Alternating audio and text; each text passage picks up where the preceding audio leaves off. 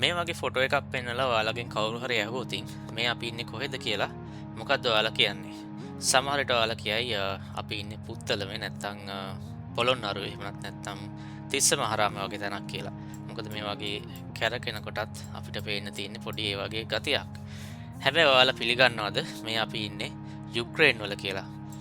ඉතින් අපි මේක හරියටම හොයාගත්තද කියලා බලන්න රැඳිලා ඉන්න අදත් වීඩියෝ එකත් එක්ක Explore with Folk. සුබ දවසක් ඔයගොල්ලෝ හැමෝටම. ඉතින් අපි අද දවසෙත් බලමු සුපුරුදු පරිදි රටවල් කීපයක ඇවිදලා මොනවද අපිට හොයාගන්න පුළුවන්, මොන රටවල්ද සහ අපිට ඉගෙන ගන්න තියෙන්නේ මොනවද කියලා. ඉතින් ටිකක් වෙනස් විදිහේ රටක මුලින්ම අපි අතහැරලා තියෙනවා පළවෙනි වතාවට. විනාඩි 3 කාලයක් තියෙනවා අපිට මේ තැන හොයාගන්න. වැසි දවසක්. ඉතින් අපි බලමු ටිකක් එහාට මෙහාට ගිහිල්ලා මේ අපි ඉන්නේ කොහෙද කියලා හොයාගන්න. බෝඩ් එකක් තියෙනවා.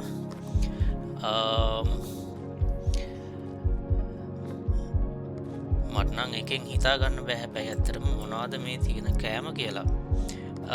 මට දැනට ඔළුවට එන රීජන් එක තමයි සවුත් ඇමරිකා කියන එක.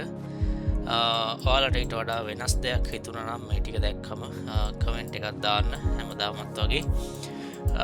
තව ටිකක් ඉස්සරහට යමු. බෝඩ් එකක් තියෙනවා බලමු මෙතන මොකක්ද තියෙන්නේ කියලා. ක්‍රූෂියනලි ඇත්තටම ටිකක් වෙනස් විදිහේ රටක තමයි අපි ඉන්නේ. ඩොන් යුවන් රෙස්ටෝ. ඔව් මට හිතෙනවා මේ අපි ඉන්නේ සවුත් ඇමරිකන් රටක කියලා. මේක කොඩියක් වෙන්න පුළුවන්ද? මේ පාට දෙක නම් තියෙන්නේ යුක්‍රේන් වල. හැබැයි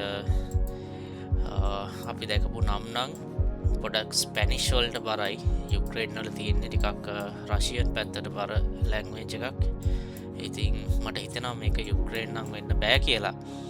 තව චුට්ටක් ඉස්සරහට ගිහිල්ලා බැලුවොත්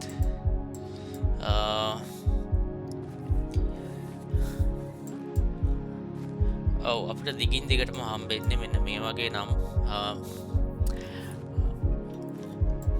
ස්පැනිෂ් නම්. ඉතින් මට දැනට හිතෙන රට තමයි මේ අපි ඉන්නේ මෙක්සිකෝවේ කියන එක. හැබැයි තාමත් මට හරියටම හිතාගන්න බැහැ 100% ෂුවර් එකකින්. මං චුට්ටක් වීඩියෝ එක නවත්තලා තව ක්ලූ එකක් හම්බුනොත් ආයෙ ස්ටාර්ට් කරන්න. ඇත්තට මට වෙන ක්ලූ එකක් නම් හම්බුනේ නැහැ. රතු පාට පෝල්ස් වගේ නම් තියෙනවා. හැබැයි එහෙම කියලා මට මතක් වෙන්නේ නැහැ වෙන කොහෙවත්. මං මෙක්සිකෝ චූස් කරනවා. බලමු මොකද වෙන්නේ කියලා. ඔව් අපි ආජන්ටිනාවල තමයි ඉඳලා තියෙන්නේ. ඇත්තටම පළවෙනි රවුන්ඩ් එකේ ලොකු හිට් එකක් වැදුනා. කමක් නැහැ. අපි යමු ඊළඟ රවුන්ඩ් එකට. ඔව් දැක්ක ගමන් කියන්න පුළුවන් එක රීජන් එකක්. මට එක මෙතන පේනවා .lv. ඒ කියන්නේ අපි ගොඩක් විරාවට ලැට්වියා වල තමයි ඉන්නේ. ඔව් මේ තියෙන්නේ රීගා ලැට්වියා. රීගා කියන්නේ ලැට්වියා වල අගනුවර. ඉතින් අපි තව වෙලා ගන්න නැතුව මේකේ කැරකැවි ඉන්නේ නැතුව ලැට්වියා වල අගනුවරට ගිහිල්ලා ප්ලේස් කරමු. හැබැයි අපි බස් එකක් දැක්කට බස් එක තිබුණ පල්ලියටම අපි ඉන්නේ රීගාවල කියලා කියන්නත් අමාරුයි. කමක් නැහැ. අපි රට හොයාගත්ත හින්දා මම ලැට්වියාවල ප්ලේස් කරනවා. හරි. කිලෝමීටර් 17ක් දුරින් අපි ගෙස් එක අරන් තියෙන්නේ. හොඳ ස්කෝර් එකක් හම්බුණා. අපි යමු ඊළඟ රවුන්ඩ් එකට. ඔව් වියට්නාම්. මේ අකුරු දැක්ක ගමන් අපිට පේන දෙයක් තමයි මේ වියට්නාමීස් අකුරු. ඉතින් ඔයාලා සමහර විට කල්පනා කරනවා ඇති ඇයි වියට්නාම් වගේ රටක මෙන්න මේ වගේ ඉංග්‍රීසි අකුරු තියෙන්නේ කියලා. ඉතින් ඇත්තටම වියට්නාම් වල ඔරිජිනල් ලැන්ග්වේජ් එකේ තියෙන මේ අකුරු නෙවෙයි. මම දන්න විදිහට ටිකක් චයිනීස් අකුරු වලට බර නැත්නම් ඒ රීජන් එකේ තියෙන අකුරු වලට සමාන ඇල්ෆබෙට් එකක් තමයි තියෙන්නේ. හැබැයි ඒක කියවන්න ගොඩක් අමාරු හින්දා යටත් විජිත කාලෙදී හැමෝටම කියවන්න ලේසි වෙන්න මෙන්න මේ ලෙටර්ස් වලින් මම හිතන්නේ ප්‍රංශ පාලනය යටතේ තමයි මෙන්න මේ විදිහට ලියන කියන එක පොපියුලර් වෙලා තියෙන්නේ වියට්නාම් වල. ඉතිං අප ඉන්න ටිකක් ග්‍රාමිය පැත්තක ඉතිං ආයිත් මට හිතෙන්න නැහැ මේකේ කැරකුණා කියලා හරියටම කොහෙද ඉන්න කියලා හොයාගන්න පුළුවන් කියලා. ඉතින් මම වැඩි වෙලා ගන්න නැතුව වියට්නාම් වල මට හිතෙනවා මේ කඳුකර පැත්තට ගිහිල්ලා ගෙස් එක තියන්න බලමු මොකද වෙන්නේ කියලා. හරි, කඳුකර පැත්තේ තමයි. හැබැයි එතනත් කිලෝමීටර් 116ක් දිගට දුරින් තමයි අපි ගෙස් එක ප්ලේස් කරලා තියෙන්නේ. යමු ඊළඟ රැංක් වටේට. හරි, සම්පූර්ණයෙන්ම කැලයකින් වට වුණ වෙනස්ම විදිහේ තැනක අපි අතහැරලා තියෙනවා. වාහනයක් ආවා. බලමු මොකද්ද මේක තියෙන්නේ කියලා. ඔව්, මට පේනවා පොඩි යුරෝපියන් ප්ලේට් එකක් සහ ට්‍රේල් එකක් ඇදගෙන යනවා. ඉතින් පාරේ දකුණු පැත්තෙන් වාහනේ පදවන්නේ සහ වොක්ස්වැගන් වාහනයක්.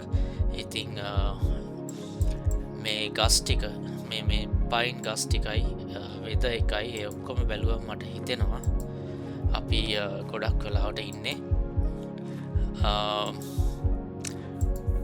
නදර්න් යුරෝප් වල කියලා. මට හිතෙන්නේ නැහැ මීට වඩා අපිට මේකේ ක්ලූ එකක් ඇති කියලා.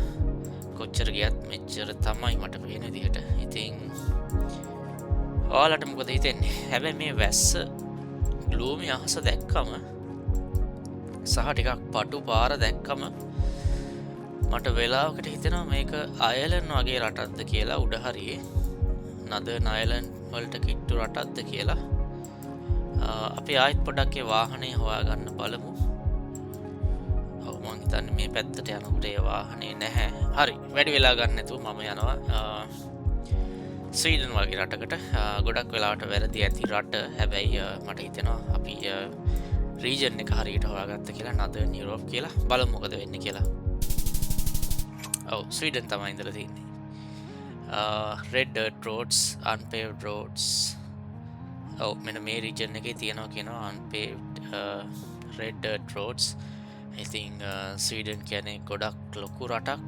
ඒකත් එක්ක ඉතින් මං හිතන්නේ මේ වගේ කැලෑ පාරවල් වල මේන්ටෙනන්ස් සමහරු හින්දා මේක unpaved විදිහටම තියෙනවා ඇති ඒගොල්ලා. කොහොම හරි අපි ආයිත් රට හරියට හොයාගත්තා. හොඳ ස්කෝ එකක්. අපි යමු අන්තිම රවුන්ඩ් එකට.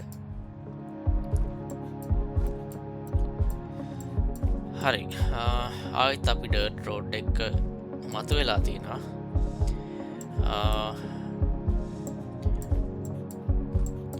තාම නම් හිතාගන්න බෑ මේ කොහෙද කියලා. අපි බලමු තව චුට්ටක් ඉස්සරහට ගිහිල්ලා. මෙතන මොකද්ද මේ තියුනේ? මේ ඉන්දියාවේ වෙන්න පුළුවන්ද? මේ වාහනේ පොඩ්ඩක් පරණ ඉන්දියන් වාහනයක් වගේ ලුක් එකකුත් තියෙනවා. හැබැයි මට හිතෙන්නේ නැහැ මේක ඉන්දියාව වෙන්නේ නැති කියලා. අපි තව ටිකක් ඉස්සරහට ගිහිල්ලා බලමු මොනවා හරි හොයාගන්න පුළුවන්ද කියලා. මේ පාරේ ඩස්ට් එක දැක්කම නම් මට හිතෙනවා මේක ඇෆ්‍රිකන් රටක් වෙන්නත් බැරි නෑ කියලා. උදාහරණයක් විදිහට නැමිබියා වගේ රටක්. හැබැයි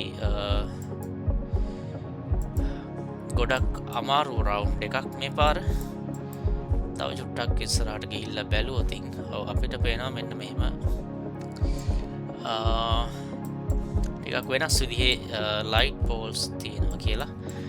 මට හිතෙන්නේ මේ රවුන්ඩ් එක නම් අපිට හරියට කරගන්න වෙන එකක් නැහැ. මොකද ගොඩක්ම දුෂ්කර කිසිම ටෙක්ස්ට් එකක්වත් නැති පැත්තක තමයි අපි ඉන්නේ.